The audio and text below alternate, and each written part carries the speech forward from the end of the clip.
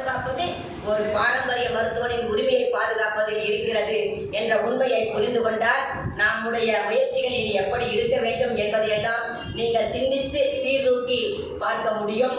எனவே குறிப்பாக இந்த இளைய சமுதாயத்திற்கு நம்முடைய பாரம்பரிய அனுபவ மூத்த பாரம்பரிய அனுபவ மருத்துவர்களை கொண்டு இளைய தலைமுறையான சித்த மருத்துவர்களுக்கு ஆயுர்வேத மருத்துவர்களுக்கு இவர்களுடைய அனுபவ பயிற்சிகளை எல்லாம் நாம் கண்டிப்பாக கொடுக்க வேண்டும்.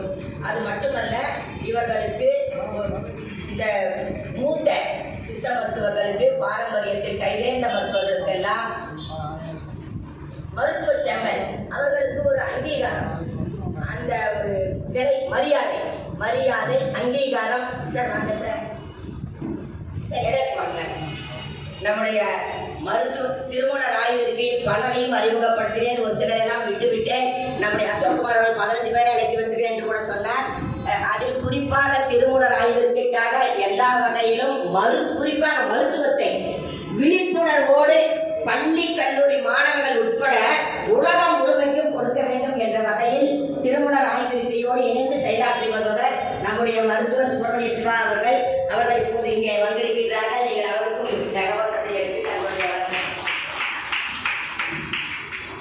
மருத்துவ செம்மல் என்று சொன்னேன். அவர்களுக்கு ஒரு உரிய அங்கீகாரமும் மதிப்பும் கொடுக்க வேண்டும் என்று சொல்லி ஒரு சாதாரண சுகாதார விழிப்புணர்வு பணிகளில் கூட இவருடைய மருத்துவரை நாம் பயன்படுத்த வேண்டும் என்று சொன்னால், அப்படியானால் இவருடைய அனுபவ அறிவு என்பது எந்த வகையிலெல்லாம் பயன்படும் என்று நீங்கள் சிந்தித்து பார்க்க முடியும்.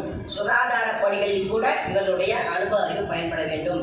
இவர்களுடைய மருத்துவ குறிப்புகளை முறையாக நாம் பதிவு செய்து அவர்களுக்குரிய சான்றிதழ்களை வழங்க வேண்டும். ஏனென்று சொன்னால், இந்த மருத்துவம் என்பது நம்முடைய உடல் பிணியை மட்டும் போக்குவது அல்ல, நம்முடைய மனதையும் ஆன்மாவையும் ஒரு சேர சீரமைக்கக்கூடிய ஆற்றல் உடையது நம்முடைய மருத்துவம்.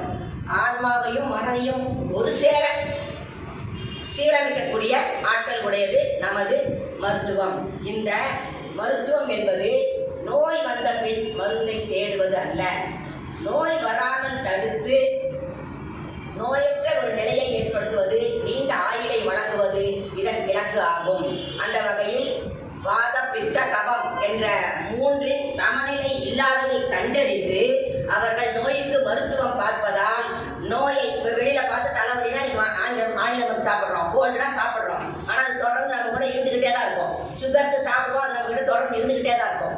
ஆனால் இந்த மருத்துவத்தில் வாத பித்த கபம் தன்னுடைய சமநிலையில் சீர்குலைவதால் மட்டுமே நோய்கள் ஏற்படுகிறது என்று கண்டறிந்து முறையாக மருத்துவம் செய்யப்பட்டால் மருத்துவத்தை ஏற்படும் நோயை வேரோடு களைய முடியும் என்ற பெரிய ஒரு உண்மையை உள்ளடக்கியதாக இந்த மருத்துவம் இருக்கின்றது.